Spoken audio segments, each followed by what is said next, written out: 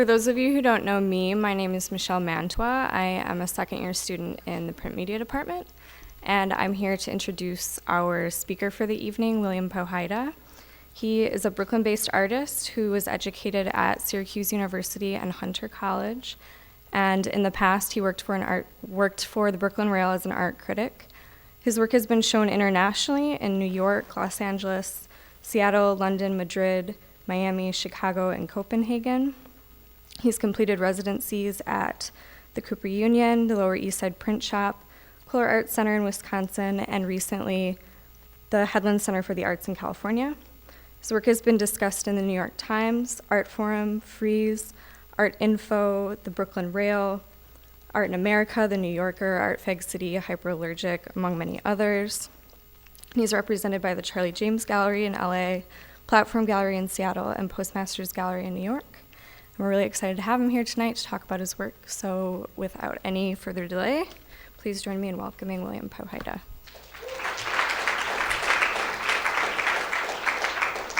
Oops. It's a little podium here. This platform. It's weird. All right, sorry. One second.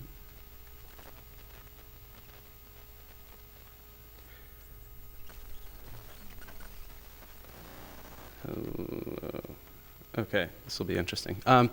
So I wanted to talk about my work in a little bit of a context tonight of leaving graduate school. I went to Hunter from the fall of 1998 to the fall of 2001. And it seems like a really long time ago now, and I guess it is.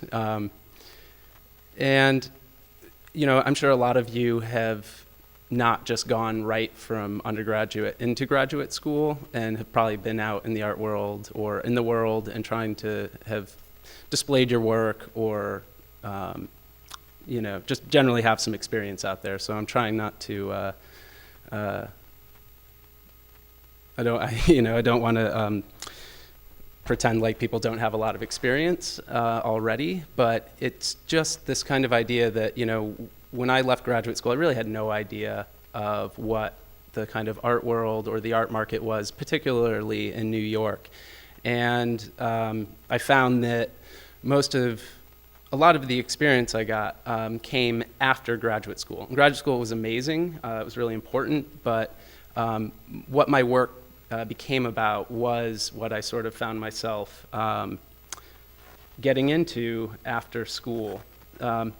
And I wanted to frame looking at some of my work tonight by three things that have just sort of come up recently that I've been thinking about for a long time or been dealing with in my own work that have really sort of kind of come to a head over the last year and a half or so with the kind of emergence of Occupy Wall Street, the ongoing recession, and generally the art market's kind of detachment from any kind of real economic reality. And so the first thing I wanted to just take a quick look at were a couple of points from artist Steve Lambert and his partner Steve Duncombe, who's a sociologist. And they recently just offered an open letter to art critics that has a couple of points that I think are worth taking a quick look at. And yes, I will open the scary internet file. So there was a creative time. Is this just disappearing now? Okay. Let me see if this switches. All right. So here's the open letter to art critics writing about art. One of the things that Steve and the Steves are sort of talking about with this open letter is that people don't know how to write about political art. And there's a kind of buried accusation in here that artists aren't making work that has a kind of connection to the world. And they're sort of asking for art critics and artists to think about ways in which their artwork might be able to kind of change the world. And I think this is kind of odd. You know, when I was in graduate school, there was an idea, like, the idea of political art was something very specific. It had a political subject. And what the Steves are sort of calling for here is an artwork that is going to change the world. You know, where is it right here? Sorry. You know, they make a point in this question of does political art work, and they ask the point, or they say the point of political art is not to represent the world, but to act within it. And they really want the work to affect change. But as they go on, they continue to make a lot of points. They get to a point where, sorry, in number 5 here, what kind of mastery is required, where they're sort of asking how we value artwork, how we judge it, and whether it's skill or ideas. They get down here and they say, the power of art lies in its ability to open up a space to ask questions rather than deliver answers. We think this makes for good politics too. And I find it interesting that in this letter, which is online, and hopefully I can get the links forwarded out to people, or you can just Google it. There's this contradiction between the idea that they want art that's going to change the world, that's going to act politically. They want work that's socially engaged. You've probably heard the word community thrown around a lot when talking about socially engaged work. And yet, here they say, you know, we want art that just asks questions and doesn't necessarily deliver answers. And so I think this is kind of one of the paradoxes of political art in general that people are really struggling with right now out in the art world. You know, we want change, but we don't necessarily know exactly what we want. And do we want to ask questions, or do we want to provide answers? And then they get down to it. And they sort of talk about this idea of, you know, modern art is rooted in the belief that the artist's individual expression is important. In turn, the individual critic's opinion about said artists and art are important. Think Greenberg and Pollock, you know.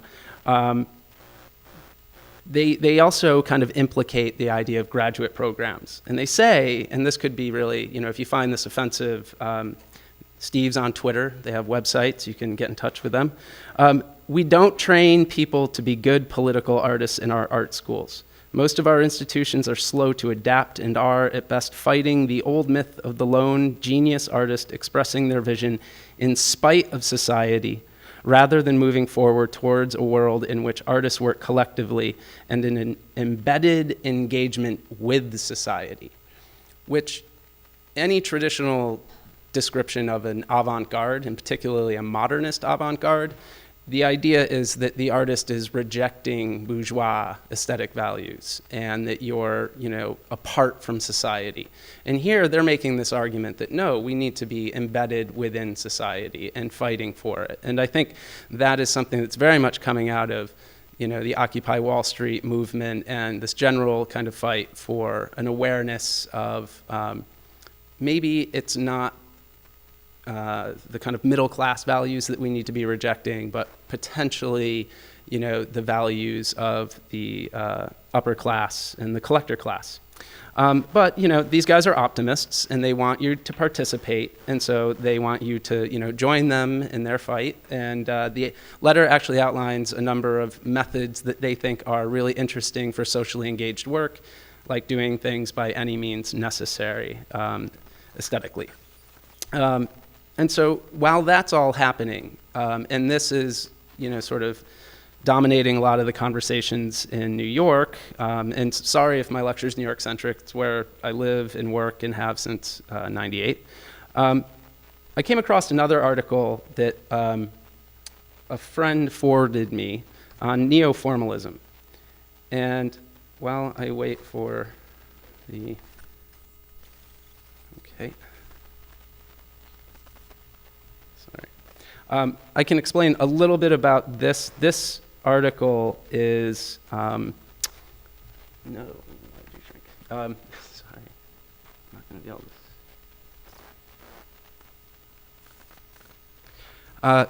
This article, I'm not exactly sure if it actually appeared in October. It may have, but the author, David Gears, is not a real writer. This is published under a pseudonym by a collective of writers. And they're making a kind of charge that a lot of, there's a kind of return to modernist traditions of art making. And I thought there were a couple of lines in here that are sort of worth thinking about in relation to the art market. Second page.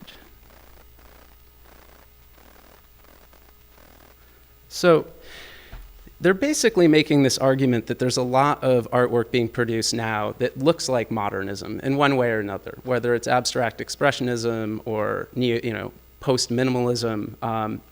They're making an argument that this stuff is not necessarily, it doesn't constitute an avant-garde itself or a return to the avant-garde, but that it's sort of artists are making work in the style of, and that they're trying to problematize this notion that this is maybe like a kind of pure position to work out of. And one of the things that I thought was interesting here is they say, acting like a modern day Archimboldo, the artist shapes the ordinary matter of today into the formal echoes of yesterday, thus validating the modern visual tradition as an intrinsic and enduring value. In doing so, NeoFormalism retreats to a solipsism that, while guaranteeing improvisatory freedom, also shelters the artist and collector alike in an echo chamber of art historical references in formal free play. At once shielded and entombed, NeoFormalism remains a pictorially but not operationally resistant gesture that is characterized by aesthetic withdrawal and ratified by an all-too-willing market. And I can safely say that critique also extends to some of my own practice because I make drawings that are often about the art market that are bought by collectors. And I would make an argument that selling a drawing for $5,000 is a bit different than selling a painting for $150,000, or what happens when a $150,000 painting goes to auction and it's then sold for millions of dollars. But that's not really a matter of, it's the same problem in some ways. But they go on to, kind of extend their critique and kind of summarize it that, again, implicates the kind of MFA program that we're here today at. The NeoFormalism crowding today's MFA programs, galleries, and museums and art fairs is both the ostensible antagonist of this development and its reaction formation. It may appear to deny a perfected spectacle, and by that they're referring to the work of James Franco or Rob Pruitt or Damien Hirst or Jeff Koons, but it is tethered to it as by an umbilical cord. Lest one mistake it for the autonomous art once championed by Adorno, this work seldom aspires to address the generalized alienation that would result in a gesture of refusal, nor is it refused by a literalist audience in search of simpler things. Rather, it greets a pre-prime spectator, already indoctrinated into the codes and mythologies of the modern, who happily welcomes it as a return to old certainties, an echo of a lost golden age.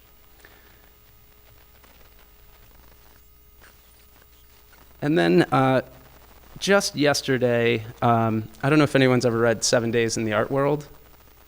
It's a book by a sociologist named Sarah Thornton, where she kind of spends 7 days and looks at different aspects of the art world, from the auction circuit to artist studios to the primary and secondary markets. And Sarah recently just quit writing about the art market. She quit basically as soon as this thing hit the internet. Let me see if I can get to open. So she wrote this thing called Top 10 Reasons Not to Write About the Art Market, which, as somebody who makes a lot of lists, I found that very funny, that she did it in list form. And, this is the whole list is worth reading. But she really gets down to this idea that even when you do write about the collusion or things that go on in terms of manipulating the art market, and she offers up, that is not, okay, sorry.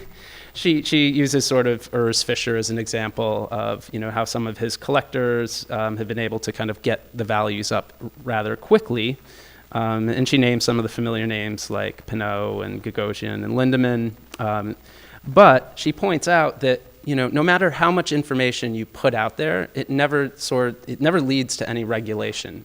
Like, nothing happens. And this kind of brings us back to this idea that, even with well-intentioned political work, and I feel this a lot, that even if you present people with the correct information, they just don't care. And they may not do anything about it. And in Sarah's experience, when she can find the information and talk to lawyers, basically they're like, well, maybe we should send you to the 6th floor and you should talk to them. And then they just shuffle her around. And then she also noted that actually, trying to write about any of this stuff, she's writing out of the UK, and she'll get sued if she actually brings up any of these names unless she has the kind of proof to do it, which really points out the fact that, the art market is just generally unregulated at all. And there's not really much we can do about it. There was an artist resale royalty proposed at the federal level. It's got like a 1% chance of passing, and it would effectively tax secondary market auction sales at about 7%. 3.5% would go to artists, and 3.5% would go to museums, which would be great because it would take a little bit off the top of these crazy sales and, 1, return it to the artist, and 2, fund art museums. And so she goes through and also, gets to the point that, in number 8, she says, it implies that money is the most important thing about art. Money talks loudly and easily drowns out other meanings. The general public's interest in money takes art stories out of the art section into front pages of newspapers.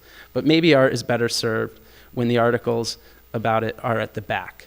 And I think that's also, an interesting position because a lot of us don't want to even think about the market when we make work. And we also don't want to reduce it to simply being about money.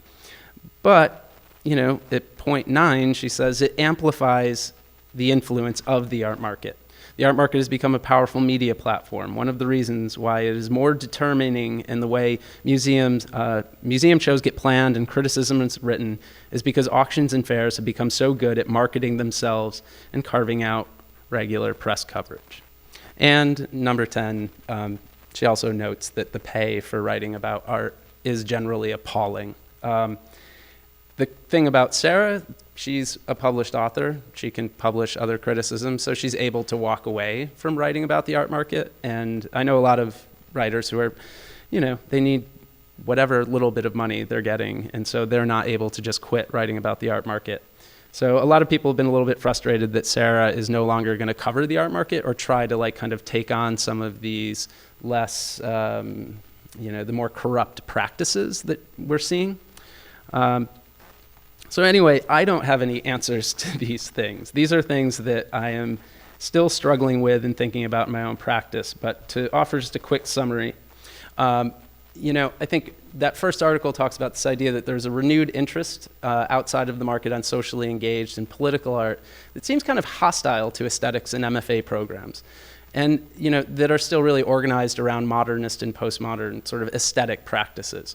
And when you talk about any notion of an avant-garde, no matter how often we say it's dead, aesthetics is one avenue. You can also look at social and political practices, and then you can also really think about distribution and production as other areas that innovation and change can happen, and that we definitely are aesthetic beings. I mean, I still think about aesthetics, obviously, and I find it a really difficult situation to walk into as somebody who I studied in art school. I did my degree in painting. I did my graduate degree in painting. I was drawing the figure. And so when somebody says, the idea of the lone artist working in the studio, I mean, I feel like that's a lot of what we're trained to do. And it is hard to even think of something other than that kind of practice. And going along with that, I mean, they're also echoing this idea that MFA programs, there's just so many of them, and there's this proliferation of them, and that they put us in debt, and kind of demonizes this program or any kind of MFA program, which kind of sucks because it's awesome to be able to go study artwork somewhere for 2 years and not have to work a day job or really be able to focus on your practice. So I don't think it's all bad. But just know that this perspective is growing, it's out there, and people talk about it a lot. The second one is, I'm really interested in this idea of neoformalism in the art market as being a kind of reactionary movement away from the sort of awful stuff like a giant Jeff Koons balloon dog. But it also kind of retreats away from the world in some ways by privileging just aesthetic concerns and really sort of modernist formal concerns around material and process. And then, Sarah's really kind of getting at some of the really problematic issues relating to the art market in terms of how it's structured, how it works. And she's only pointing to those things. I mean, it's a top 10 list. But, the market, on one hand, is totally supporting Damien Hirst. There's, when he can have 11 shows simultaneously of dot paintings around the world, and they've all been sold before, and whatever's left, it's kind of crazy. And at the same time, you can also support somebody like Sam Falls or Getty Siboney, whose work is really, for me, it feels very much in the style of modernism as opposed to being something really radically new or having like a revolutionary politics associated with it. So basically, these things have become important to me since I left graduate school. When I was in graduate school, I really thought painting was like the devil. I should never paint. I only drew pictures. I didn't want to draw one big image or paint one big image because I thought it was, some sort of totalizing narrative that was, an evil of modernist thought and, overarching master narratives. And I always thought things had to be new. I couldn't develop any consistent style. And I certainly didn't think about the art market. The basic idea was I'll never sell anything, so I shouldn't even worry about sales. Like it just was a pipe dream. And then, I spent a couple of years right after graduation writing for the Brooklyn Rail. And just as a piece of advice, if I'd walked into a gallery trying to engage an art dealer or some other artist, as an artist, they just, they don't have time for it. They don't want to talk to you. But if you walk into a gallery as somebody who's looking at and writing about the work, they will sit you down, they'll invite you into the back, they'll ask you questions, they'll talk to you, they're your best friend. It was really, I was not prepared for that as well. I didn't realize that it would that easy to gain access because you're writing about somebody's work. That was, a side effect of also just, I really wanted to continue some kind of dialogue after graduate school about art and ideas. And so writing was also a way to do that.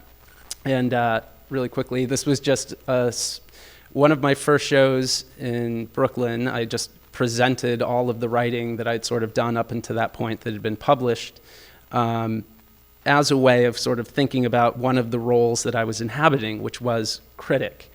And I also, at that same time, was working through these kind of personal narratives that I thought were important because I was the artist. And so I was doing these kind of, at this point, I, crumbled a bit and started painting again. So the central part is this kind of trompe-l'oeil painting surrounded by drawings. And so my whole MFA practice was just walls of sketches and doodles and drawings as some way of trying to resist this language of painting. But they started to come together through the drawings. And this may have been interesting to me, but I wasn't sure it was interesting to anyone else. And then, the sort of social and political issues that really changed the way that I was thinking was when Bush came into office. And, I graduated right after 9/11. And so in the spring of, sort of 2002, through the next couple of years that led up to this body of work that I started, I just really felt, I didn't think art had much power. And I, started a series of drawings that, this was a very early one where it was an enemies list, and it just lists the entire Bush administration at the time, leading to my brother at the top right, who's a very conservative man. We don't talk much. But it was this idea that language seemed powerless, and so what was wrong, why would it be wrong to call these people horrible names and just abuse everyone? Because we were in a time where the war on terror was sort of in like full swing, and everything just seemed disgusting. And I really struggled with this notion that so much of what I had been taught and learned was around, the importance of language and being incredibly careful with how we speak to each other, about each other. And yet, here's a guy in office who just seemed to ignore all of that, everything that I'd sort of believed in my naive political beliefs in the kind of Clinton years where nothing bad happened. And faced with that, I started to kind of develop a very derisive tone and started making these sort of wicked satirical drawings. And at the bottom of it, even what was outside of that kind of white framed area was what I assumed would be like a framed section if I had any money at the time, and that no one would ever see it. And at the bottom, it's like anger equals hate, and it just says fuck, with this kind of little, what am I doing? So I was never incredibly comfortable with this work, but it kind of started to resonate. And I started to transform this, this kind of personal frustration into a really like a fictional narrative. And it started with kind of making some trompe-l'oeil to-do lists and kind of isolating one element of this painting practice that I was doing, and started to make it about the kind of frustrations and realities that I was kind of experiencing in the art world that seemed very different from what I had learned in school. And so this list was, I did this in 2005, and it was just, learn to love formalism, make big squares, make big paintings, really talk up that degree, work the connections, practice feigning indifference, don't discuss politics, be okay with selling out, and, I sort of came from a generation where, Pearl Jam suing Ticketmaster over like a fee, they were accused of being sellouts by Nirvana, who were accused of being sellouts by everyone. And there was just this whole notion that like somehow anti-commercialism was really, really, something integral to being an artist. And, so what I was seeing in the galleries was telling me to not think, be really pretentious, get rid of my old friends who's, were just, they're thinking too much. And, so these were all things that were feelings and ideas associated with what I was seeing as these kind of successful models. And this is where it really started to get very satirical, and I became a really, like taking things that I shouldn't say out loud, but was feeling internally and thinking about anyway, and was like, well, maybe I should just say it and get it out there in this kind of trompe-l'oeil manner, so that hopefully people realize it's it's a framing device, that it's not a real sheet of paper, that there's this kind of cartoon quality to it. And so, right around that time, the art market really just exploded into the kind of bubble that we're fairly familiar with. And the idea of being a critic, which I had been practicing for about 3.5 years, really kind of dovetailed with my own artistic practice. And the market itself and the way that careers seem to be made, and its emphasis on kind of branding, and it started to become just the subject of the work. So at this point, this was a small drawing I did for one of the art fairs where I put a hex on this art dealer, Zach Foyer, who at the time was the very model of like kind of rocketing to success, on the this kind of money that was flowing at the art world, into the art world at the time.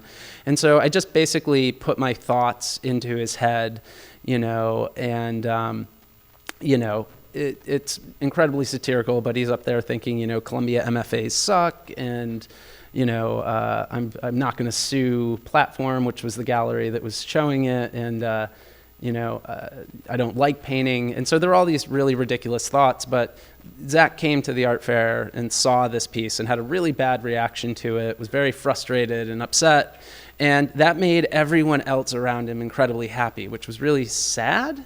But it kind of cracked this like mirror of the art world, all the smoke and mirrors. It was just totally bizarre, and it was a joke. I mean, it's a hex. You can't really put a hex on somebody, right? But this idea that art is so much about just belief, that it worked. And it's sort of horrible that it worked. he's struggling. Dana and Jules, his two sort of like stars that rocketed to the top, left him. They've both left over the last couple of years to go to bigger galleries that can better support their growing price points. And he's, kind of struggling to get by, like most of us. And so he's sort of very much in the kind of rank and file of the art world. But I was still shocked at the way that one small drawing that was kind of specific about somebody in the art world and kind of poking fun at all the ideas surrounding it would be so well received. And so I really was fascinated with the ways in which careers developed in the art world. So I turned the kind of character that was speaking in the drawings, or the narrative voice, into just a character. And like most artists, I was around, I was available as a model, and I was trying to implicate myself into this idea that, if you want to be a successful artist, you need to have like a New York profile, like a New York magazine profile. So this was loosely based on magazine articles that came out about Dash Snow and Dan Colin and Ryan McGinley, and also this sort of infamous New York, the New Yorker wrote an article about Leo Koenig that ends with Leo doing shots on a bar at 4 a.m.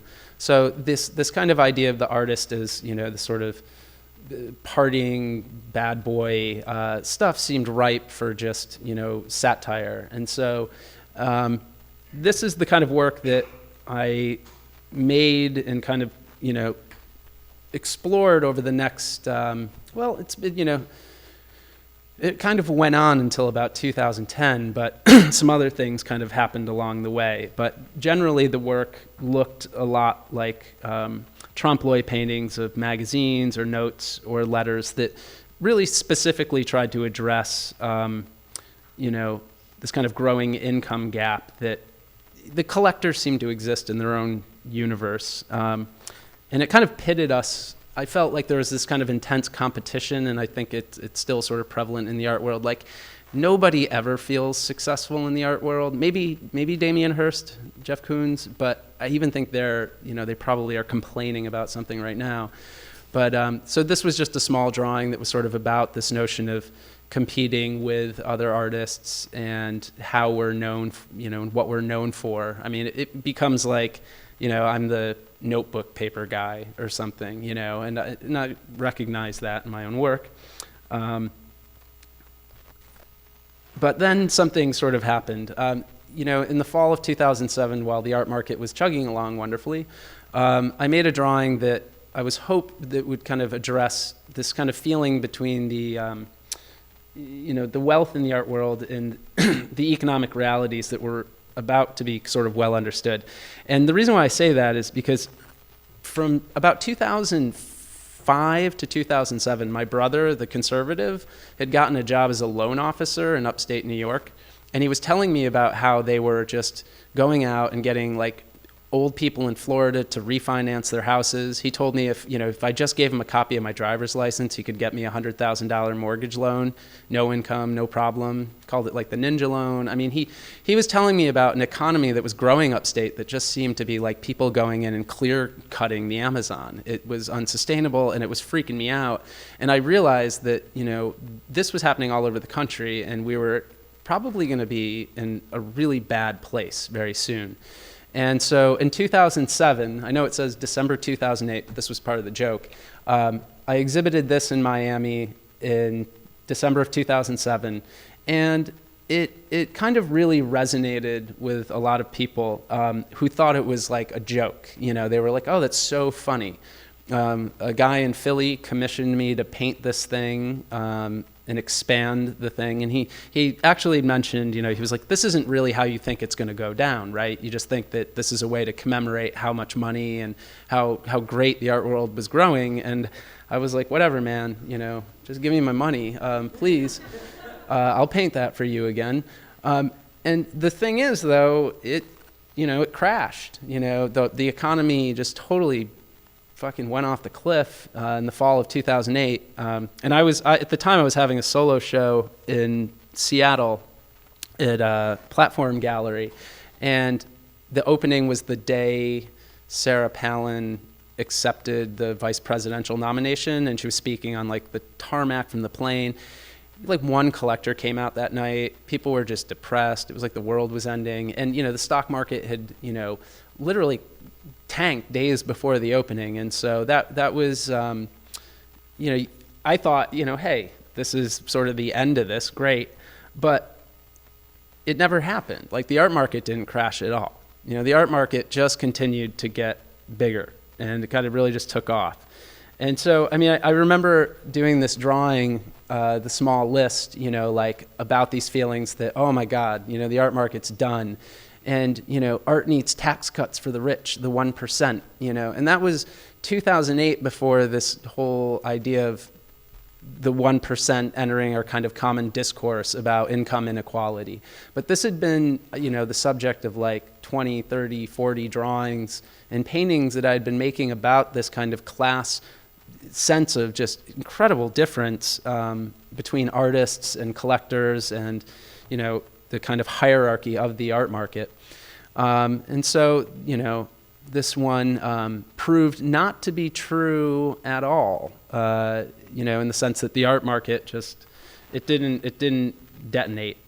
And so once I realized that, like something else was happening, like what was this disconnect? Obviously I knew that there were wealthy people were not going to be affected that much by, the rest of the economy going into the tank, but it just seemed unreal. Like people thought there might be some sort of ethical reaction to the fact that the economies, we're in full-on recession, and everyone else is, the art world is still going down to Miami.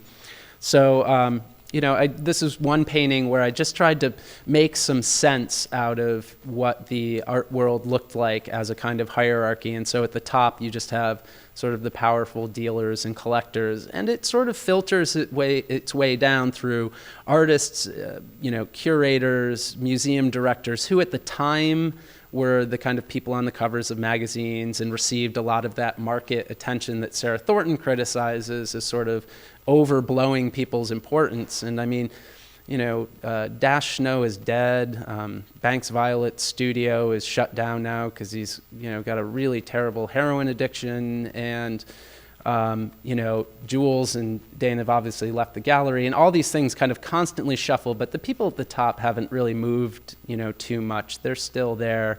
And a lot of the galleries at the kind of bottom, it's a little blurry, unfortunately, but this guy, Simon Pittick, started an art fair. He's in the bottom right and looks kind of like he's smiling and having a good time. He really turned out to be a criminal. He ran an art fair called Euro 6 and Euro 7, and the second year of the art fair was so bad they had to give back like half the money to the galleries because they just flat out lied about what it was. And then he... basically, he and his partner who ran a gallery were stealing the art out of the crates that were as it traveled around Europe and selling it, basically on the black market. And I don't remember the name of the gallery, but the name of the gallery was actually named after a character from a Martin Amis novel. And the character was like a petty crook. And so they were just kind of putting it out there for everyone to just, it's the purloined letter. They're like announcing that they were criminals. And, that bottom tier of this, there's, Christian Viveros Fane and his partner, they kind of ran their gallery about $850,000 into the ground before they closed it. And so it was just amazing to me that, that the art market could run so much on perception, and the real economic realities of it were just insane, criminal, kind of crazy. And it's not how it all works. Otherwise it would have, stopped completely. But artists, when you're showing with a gallery and somebody owes you money, you don't want to tell that to other people because it's embarrassing, shameful. It makes the gallery seem like they're bad people when they're just really trying to keep the doors open. And, you don't start thinking about things like, well, somebody, you may sell work, you don't get paid for it, and then somebody else is selling work and you're getting paid with what their money, with the money they made from sales that they're not getting paid for. It creates these weird chains of dependency. And so that was something that, could spend days talking about, but I won't, so I won't depress you with that anymore. But it became clear, that the art world was really working by a different set of rules. And in the fall of 2009, I did a drawing that showed one way that it sort of worked. And so I did this drawing that's a little clipped on this thing for some reason, but it's called How the New Museum Committed Suicide with Banality. And it just kind of showed the way that, Dakis Janu, who's a trustee on the board, was able to use his kind of influence to get the new museum to show his own private collection, which James Wagner, who wrote the original blog post that kind of got me interested in this topic, and that the rail where this originally appeared, he was just like, this is ridiculous. It's turning a museum that was started by Marcia Tucker to show emerging and underrepresented art would become a fucking trophy hall for a rich Greek guy who's got his own foundation. Doesn't necessarily need to fill the new museum with baubles. And so the list of artists that sort of fill the center are, really a lot of blue chip market favorites. And the drawing just goes through it and, kind of outlines reactions to people outside the museum, like Patty Johnson and Tyler Green, and some of the connections that seemed a little gross, that Laura Hopman, who was a curator there, was married to Vern Dawson, who was represented by Gavin Brown, who then represented Elizabeth Peyton, Urs Fisher, and these kind of weird connections where the art world seems to be based probably too much on personal relationships. So this got me into a lot of trouble, and at this point will probably define my career if I don't do anything else ever again. And so it's kind of a hard thing to live up to, because all I did was kind of put some pieces together. I didn't create the situation, and it is a kind of perfect storm of really somebody just being so arrogant about what they're trying to do, and so visible that museums seem to have stepped back and tried to keep the money from coming out front too much. But this idea of exploring concentrated power, I tried to continue to do it through drawing and painting, but it didn't quite seem like enough. And so in 2010, I did a project with artist Jen Dalton called #Class. And I'll see if I can get this thing. No, it's not going to go to the site, but we're already going a little bit long here. #Class was basically, for 30 days, we transformed a commercial art gallery into a think tank where all the walls were painted as chalkboards, and we invited people to come and explore this kind of central thesis question of whether art had just become a commodity, a luxury commodity for, the wealthy, and that art itself was limited, in its understanding or the possibility of owning it, based on, really differences in class and gender and geography. Like if you're not in New York, you can't really participate. If you don't have a ton of money, you can't participate. You certainly can't buy it. And so I really didn't, I don't consider myself an activist artist yet. #Class was an attempt to engage the community around these issues.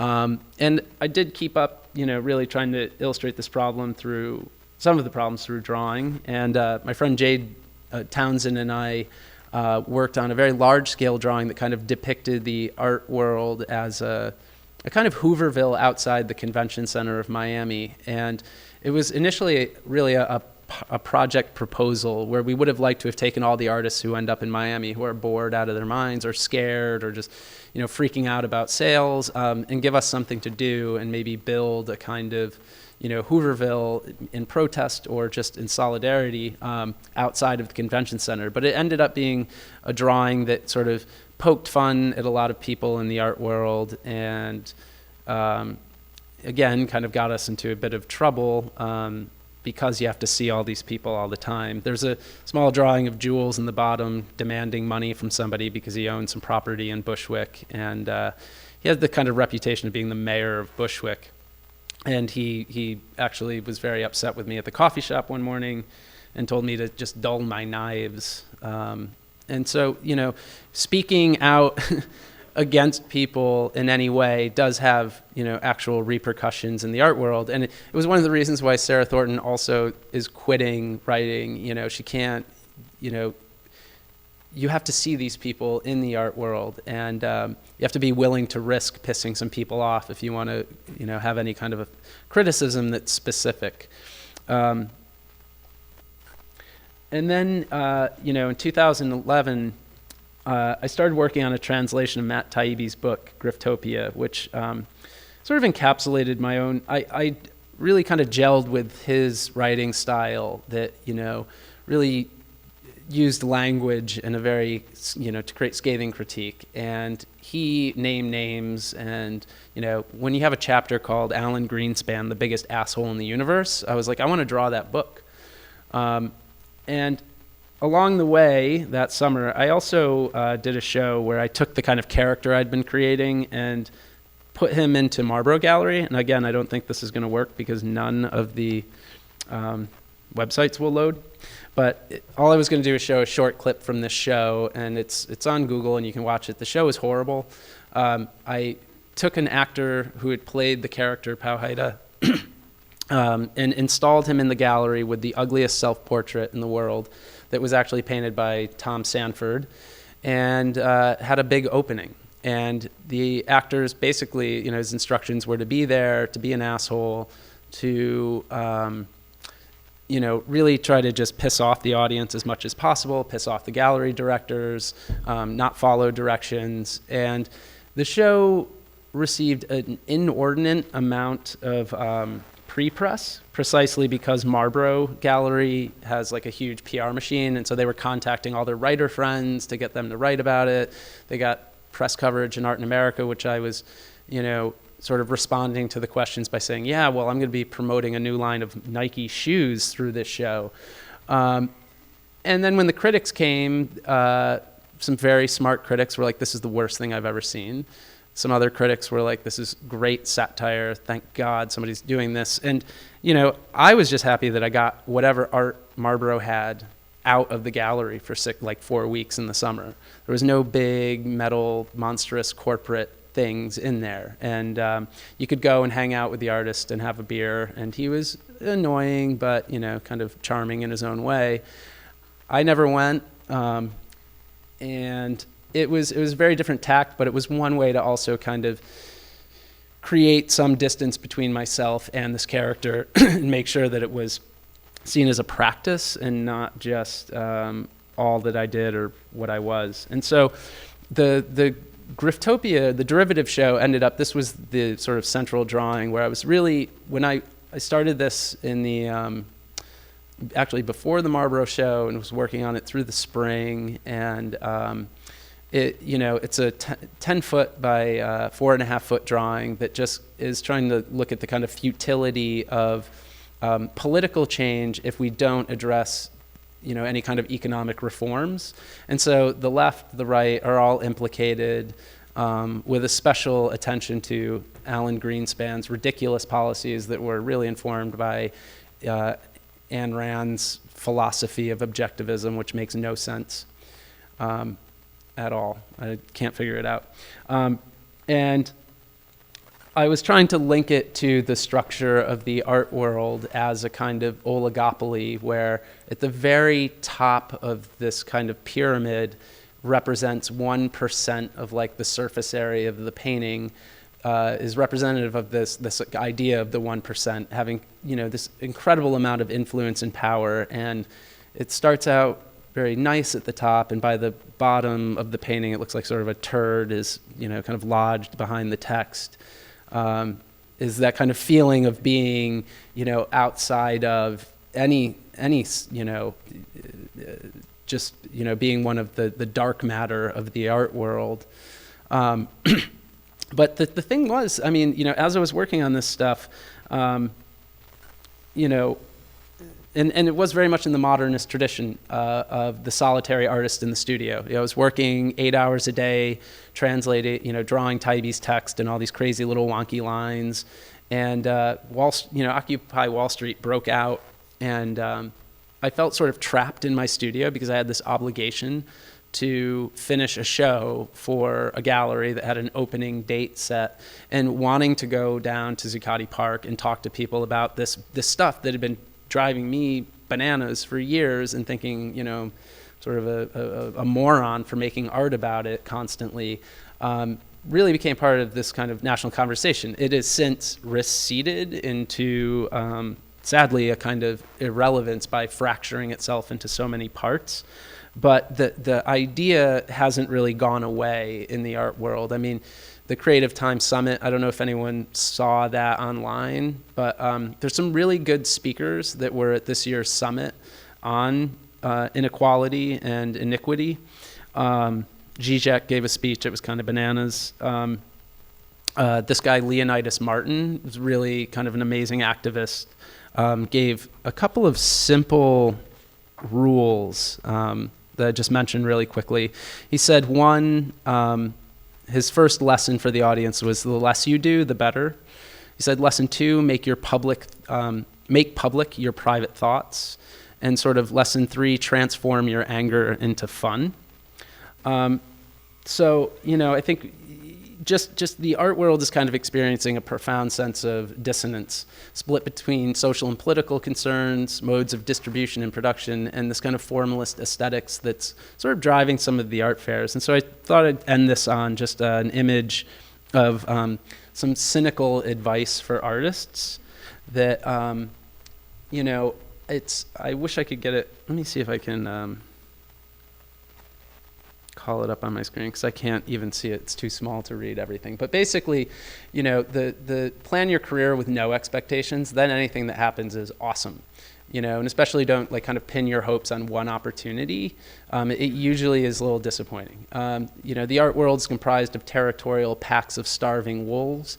If you're weak, basically, they'll try to eat you. If you're successful, they'll try to fight you. I hate to say it, but don't quit your day job. You'll probably need it at some point. I'm still teaching part-time, and it's nice not to be completely beholden to sales. Put down the Communist Manifesto. Top to bottom, it's market. It kind of really is true. I mean, I felt like I was trained to be some sort of communist agitator in school with so much Marxist emphasis, but that's amazing. It's a great critical model, but it doesn't give you any sense of what you're actually walking into, and it's market, and I think in some ways it hurts us as artists not to advocate for ourselves in the market or develop tools that actually help us, deal with these kind of the kind of crazy money that's flowing through it and advocate for ourselves, because we don't talk about money or we don't talk about sales. That's what the gallery's for. And that it seems to be a problem in a way that keeps us from kind of working towards our own our own shared interests. It's not really theft if you do it better or slightly differently. If you have a good idea, write it to MoMA or PS1. I mean, if you have one good idea. I mean, I think it's kind of interesting that, we have so much emphasis on always being new with our, kind of pushing ideas to the next thing. But in most cases, Chuck Close, Cindy Sherman, a lot of artists who've had recent, Cindy's recent retrospective, she's really taking one idea and exploring it really in depth. And you can look at that cynically or not so cynically, but the amazing thing is to have one good idea first, something that, is yours. Sure, you can keep on doing what you're doing. You never know when your time will come. And I kind of say that one in the sense that I know artists who are like, look, I don't care if I'm having any success or people are looking or seeing my work. I'm just going to keep doing what I'm doing. But if that means you kind of shut yourself off from the world or bringing people into your studio and you're just going to work until you're dead and hope that, somebody comes and discovers your brilliance, that's probably not going to happen. So it's being open to change or thinking about your practice might be really important. And part of that is also, go out to a ton of openings, smile, kiss ass, flatter, beg. The one thing is, you should try to listen, because I know a lot of people who show up and just they're handing out their cards or their CDs to people. They're trying to give a business card at somebody else's opening, and usually dealers and other artists are like, go away. They get a little freaked out. The best in is through your successful artist friends, and that's basically, in a lot of ways, the network that you develop in graduate school or the friends that you make are really who other, if they get into a gallery or one of your artist friends gets into a show, art dealers ask routinely, like, who should I be looking at? Do you know somebody that I should be seeing? And so a lot of times, you got to be nice to your friends who are having success. Work for another artist at your own risk. We are nightmares.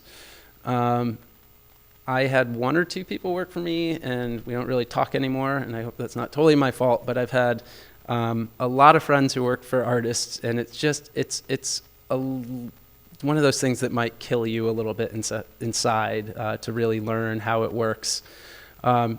Take a fucking writing class in the English department. There's also a great essay called International Art English that Triple Canopy just put out about this kind of strange language that we use in the art world that's not quite theory, because theorists are writing theory, but everyone else is trying to write like theorists, and it doesn't, it's just insane. Prepare for long, ego-shattering periods of irrelevance. It's a great time to get some work done when you're not going to openings or you feel like the spotlight is off you, and it's just normal, and it's kind of amazing. It's more the rule than anything else. Like, the art world has about 100 people that can deal with it any specific time, and it just kind of moves people in and out of this kind of like visibility thing, and it's okay. It's amazing. You really don't gotta get used to it. Your art is only what cannot be done by someone else. And part of that is that there's tons of people out there with amazing technical abilities.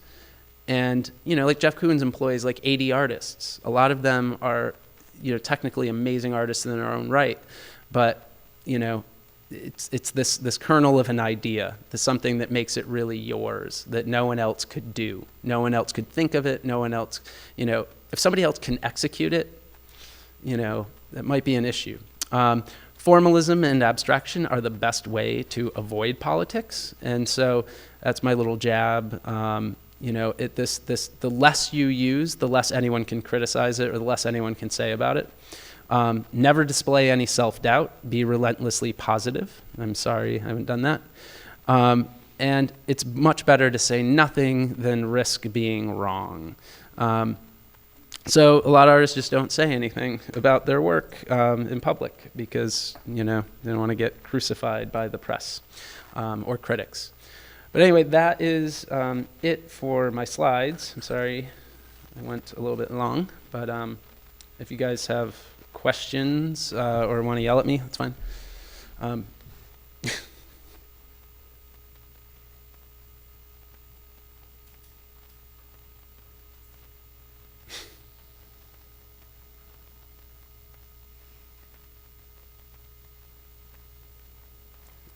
Clarify anything? I know that was a little bit rambling.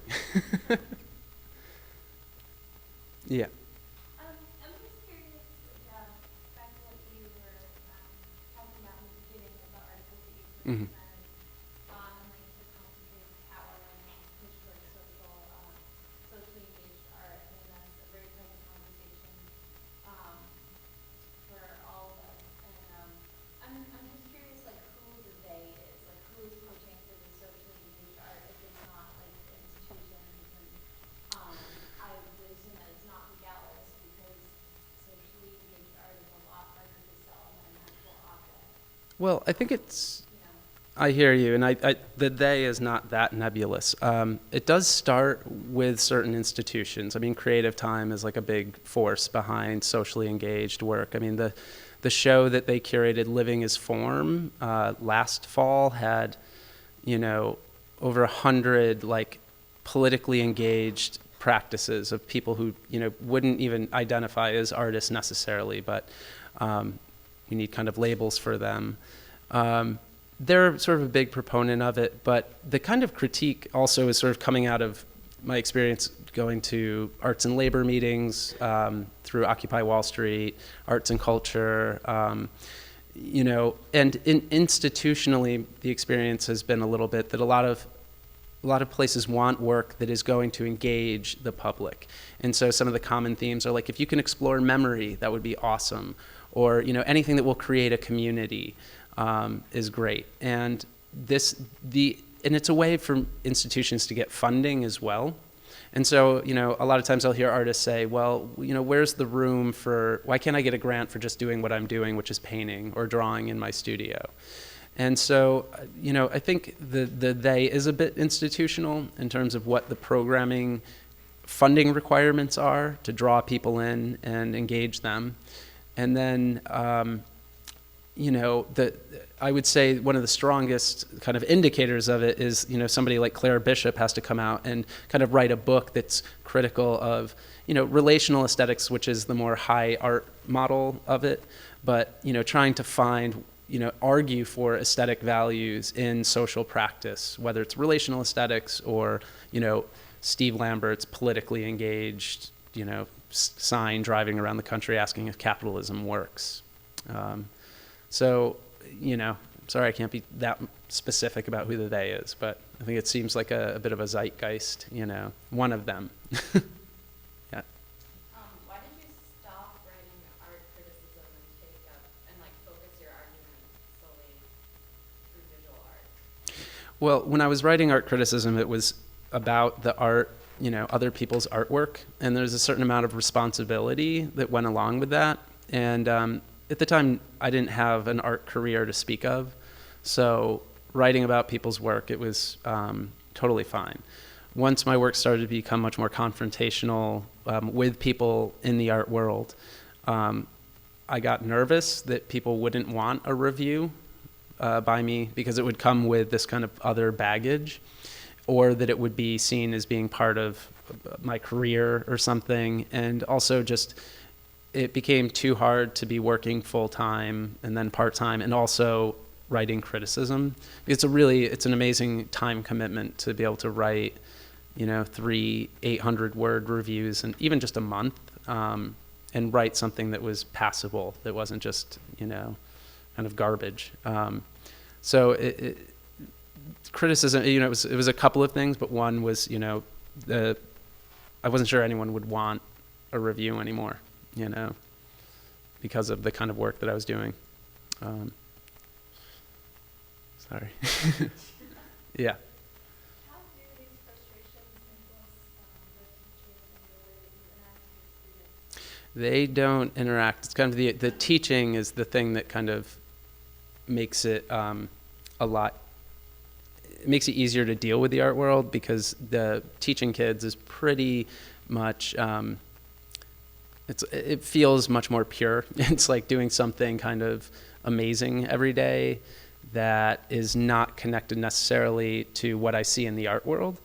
But it does, going into a school every day that is primarily, the students that I teach are from low-income families. It's a Title I school, meaning more than 60% of the students live at or below the poverty line and qualify for free federal lunch. It's a real challenge to see that kind of income disparity and go into Chelsea and go into a gallery where something costs hundreds of thousands of dollars, or seeing a new private school open up on 10th Avenue near the galleries called Avenues. That's like, I don't know. I've never seen a private school like it in my life. I mean, it's beautiful. But, kind of living in between those two worlds is, it definitely informs why I make the kind of work that I do. But, being a teacher, it's a totally different audience, can just work with the kids and not deal with a lot of the politics or the bullshit of the art world.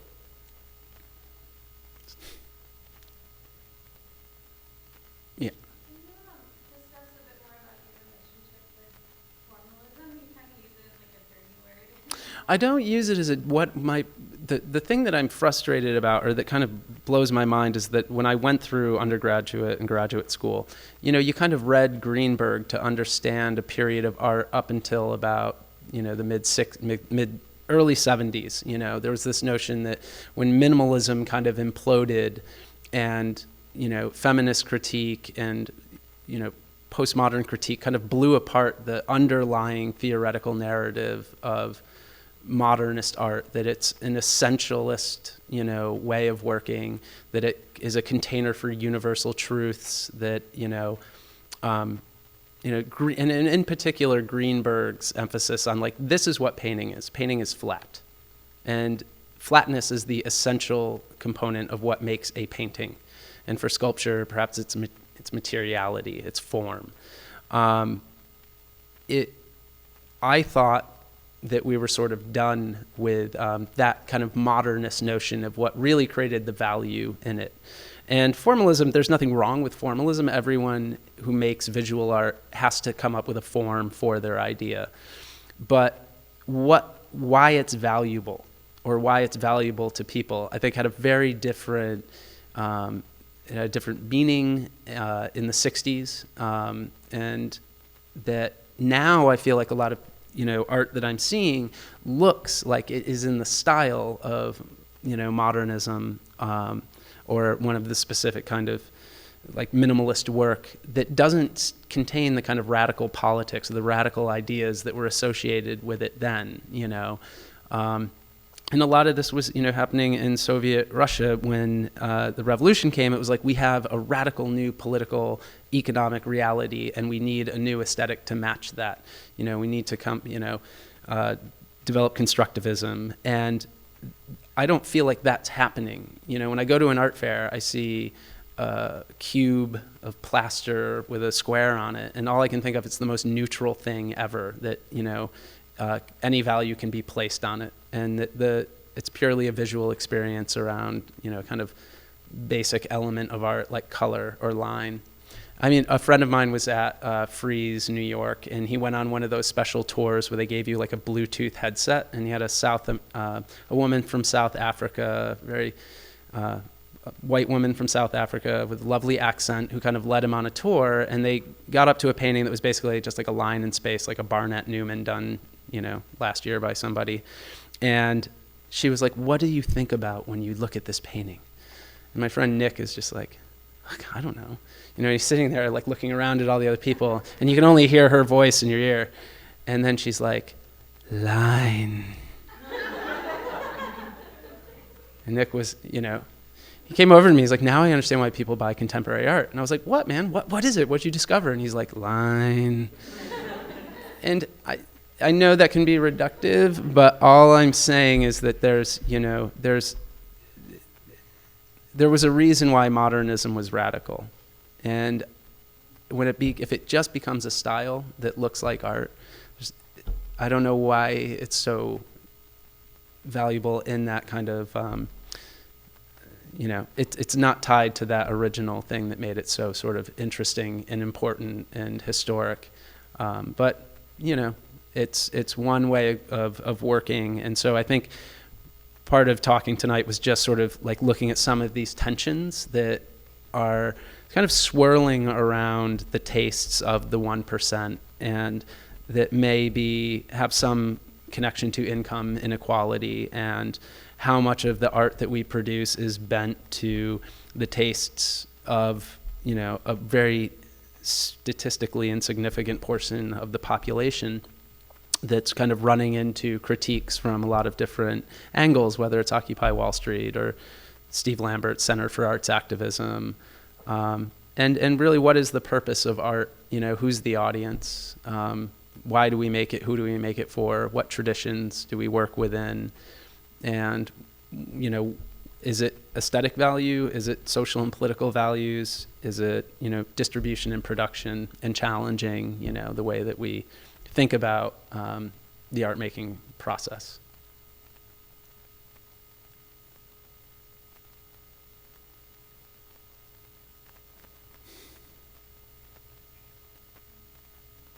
Good. Well, okay, so my other add-on to that question was coming from sort of an academic institution where formalism and modernism are still kind of embedded into the structure, and I'm sure you know too as a teacher. So how do we as artists kind of respond to those inherent kind of aesthetic, I don't know, what do you call them, normals or something? Yeah, I don't, that's Steve and Steve's open letter to the art world, basically. It's not just art critics, but it's sort of looking at this notion of the avant-garde. And, when I think of high art, unfortunately, I think of like a Rothko. And it's this notion that the avant-garde has never only been defined by its aesthetic innovation, but also the social and political innovations and concerns and people who work within that mode. It's like the Mexican muralist painters. There's a real political content to that work, even if the form still was figurative by abstract, expressionist standards. And then also distribution and production, like Warhol saying, I'm going to deal with screen printing because I want to make tons of these, which, become incredibly valuable themselves, but changing the ways in which we make work. I don't think there's any easy answer to that, but it's sort of, one answer is to start by at least allowing your studio to have a window to the world, not for the good light that it'll give you for your painting, but that you're aware of things that are happening outside of your own immediate, concerns, and whether those are artistic concerns or social or political concerns, is one way to start thinking about it. But we're artists, we're visual, a lot of us are visual artists, so aesthetics isn't going away, and that's why, somebody like Claire Bishop is making, the sort of counterpoint for how do we have an aesthetic discussion about work that might not even want to be talked about in aesthetic terms.